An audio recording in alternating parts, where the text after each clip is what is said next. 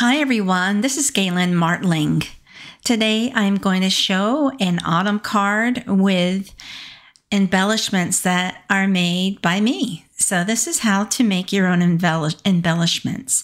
And it's just an idea to get you started with, maybe instead of just buying embellishments, you can stamp or use an image and fussy cut it or die cut it out and use that and to embellish a card.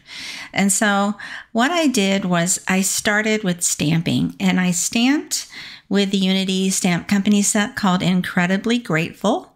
I also used the Postage Stamp nesting dies, dashes, and Frills Hearts die set, and Rainbow Alcohol Ink paper pack by Unity. And so I stamped the beautiful pumpkin seed scene.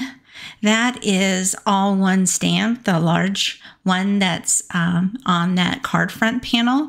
I stamped the sentiment with that, and I colored it with Copic markers. So that's just the beginning. I did that ahead of time. I'm just focusing on doing the handmade embellishments. And then I stamped in different shades of ink, 3 leaves, 3 of the leaves that are in the same stamp kit. And so just play with your inks, use whatever you have that might be autumn color, or, stamping in all one color works fine too. And so that wasn't enough. I wanted to go ahead and fussy cut, which is just cutting out with scissors, each of these leaves. And I just have small scissors and I just cut them out. And then to finish it, I went ahead and used some distress ink. And let's see, what is the color? I believe I used antique linen on that, and I used an ink blending brush, a small ink blending brush, to go around the edges of all the leaves and just get into the grooves and fill it in on the edges as much as possible. But the stamps for the leaves, they have some open spaces, and I like that because it makes it an option to add some color into those. Now I stamped on ivory cardstock, so it already looks a little ivory in there, but we're going to fill it in some more. I have these really thin, narrow ink blending brushes or blending brushes that can get into tiny spaces.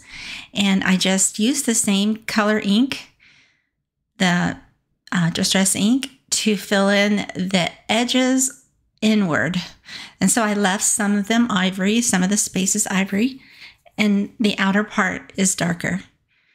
And you can also blend in those spaces with a different color. But I just wanted it to kind of all match with that same antique linen color.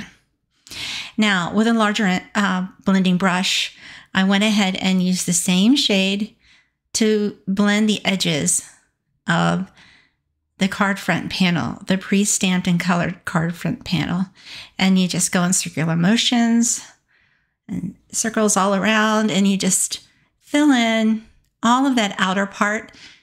And you can bring some of the color inward, but not all the way.